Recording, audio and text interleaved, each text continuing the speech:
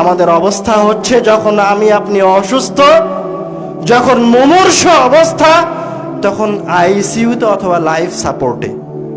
জীবনের শেষ সময় যে সুন্নাত আমাদেরকে শিখিয়ে দেওয়া হয়েছে সেখান থেকে বহু দূরে, সেখান থেকে বহু দূরে তো দূরে শয়তান এই সুন্নাতকে এমন ভাবে বিকৃত করে দিল যে মরার সময় অসুস্থ হলে নাস ফালাক ইখলাস তো বহু দূরের কথা, মানুষ যখন মারা গেছে ওই সুন্নাতকে বিকৃত করে মৃত মানুষের পাশে বসে কোরআন তেলাওয়াত করার সুন্নাত নিয়ে আসলো।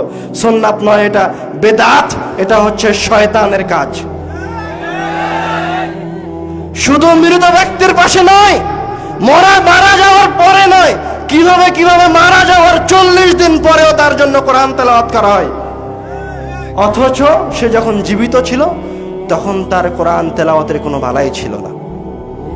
শয়তান জানে, আমি আপনাকে শিরক বিদআতের তারিফ সংজ্ঞা বলতে যাচ্ছি না, সহজ ভাষায় বলে দিই।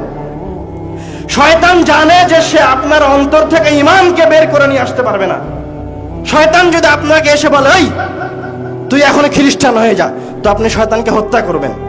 কোন ব্যক্তি যদি এসে বলে, এই তুই তোর রাসূলকে গালি দে, রাসূলের অবমাননা কর, আল্লাহ রাব্বুল আলামিন যে আয়াত তোকে শিখিয়ে দিয়েছে এটার অবমাননা কর, তো আপনি কোনোদিন করবেন না।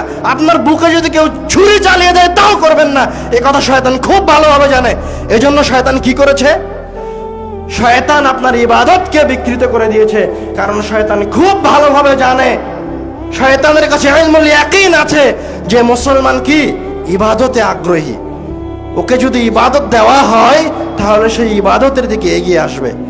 তখন শয়তান রাসূলের ইবাদতকে, আল্লাহ রাব্বুল আলামিনের কালামকে এক জায়গায় থেকে আরেক জায়গায় নিয়ে চলে গেল। আল্লাহ বলেছে তুমি যখন জীবিত তখন কোরআন তেলাওয়াত করো, রাসূল সাল্লাল্লাহু আলাইহি ওয়াসাল্লাম বলছে তুমি অসুস্থ হয়েছে তুমি কোরআন তেলাওয়াত করো, তুমি বিপদে পড়েছো কোরআন তেলাওয়াত করো, মারা যাওয়ার আগ পর্যন্ত কোরআন তেলাওয়াত করো।